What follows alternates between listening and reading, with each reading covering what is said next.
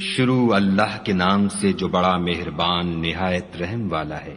ہم نے نوح کو ان کی قوم کی طرف بھیجا کہ پیشتر اس کے کہ ان پر درد دینے والا عذاب واقع ہو اپنی قوم کو ہدایت کر دو۔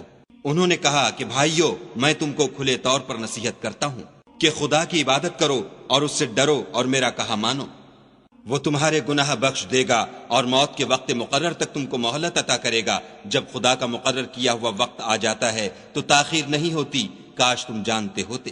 جب لوگوں نے نہ مانا تو نوح نے خدا سے عرض کی کہ پروردگار، میں اپنی قوم کو رات دن بلاتا رہا، لیکن میرے بلانے سے وہ اور زیادہ گریز کرتے رہے۔ جب میں نے ان کو بلایا کہ توبہ کریں اور تو ان کو معاف فرمائے تو انہوں نے اپنے کانوں میں انگلیاں دے لیں اور کپڑے اوڑھ لیے اور اڑ گئے اور اکڑ بیٹھے۔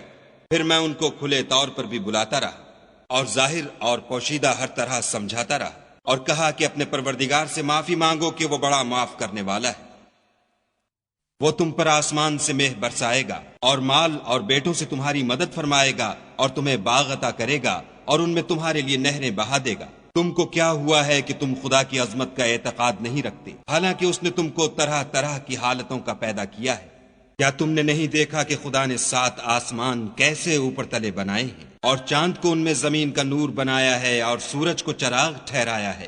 اور خدا ہی نے تم کو زمین سے پیدا کیا ہے، پھر اسی میں تمہیں لوٹا دے گا اور اسی سے تم کو نکال کھڑا کرے گا۔ اور خدا ہی نے زمین کو تمہارے لیے فرش بنایا تاکہ اس کے بڑے بڑے کشادہ رستوں میں چلو پھرو۔ اس کے بعد نوح نے عرض کی کہ میرے پروردگار، یہ لوگ میرے کہنے پر نہیں چلے اور ایسوں کے تابع ہوئے ہیں جن کو ان کے مال اور اولاد نے نقصان کے سوا کچھ فائدہ نہیں دیا، اور وہ بڑی بڑی چالیں چلے اور کہنے لگے کہ اپنے معبودوں کو ہرگز نہ چھوڑنا، اور ودہ اور سوا اور یغوس اور یعوق اور نصر کو کبھی ترک نہ کرنا۔ پروردگار، انہوں نے بہت لوگوں کو گمراہ کر دیا ہے، تو ان کو اور گمراہ کر دے۔ آخر وہ اپنے گناہوں کے سبب پہلے غرقاب کر دیے گئے، پھر آگ میں ڈال دیے گئے، تو انہوں نے خدا کے سوا کسی کو اپنا مددگار نہ پایا۔